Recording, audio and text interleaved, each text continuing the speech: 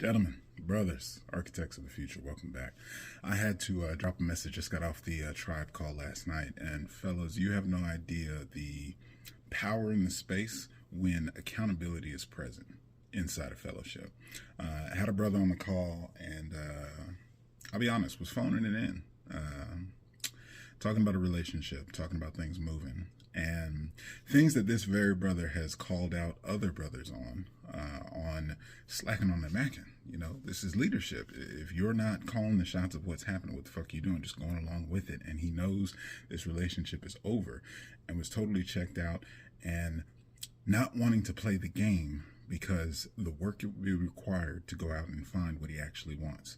And another brother, not even the architect, called him out. Bro, that's bullshit. You stood up for me in the past. What's really going on? The same things that you told me is looking like a hypocrite because you're sitting back and taking it easy. And I share that not only as a powerful just moment as a creator of the space, but also as another brother. It's one thing for me to show up one-on-one, do that all the time, coaching, mentoring, that is my jam. That's what I'm here for.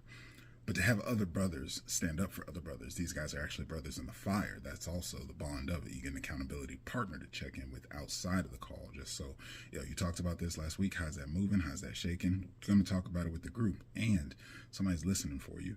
And just seeing the bond of these two brothers, that he was not going to let that man get off the call without stepping into his power, without being honest with himself. You called this out in me, I'm seeing it in you, and it's time to step up. Are you really going to let that slide? Is that really what your code of conduct is going to operate like? Is that really what we're about here? Do you have that in your life? Do you know what that's like to have other brothers that are standing for you, that are standing behind you like, yo, man, what's really good? It's a powerful space to be in.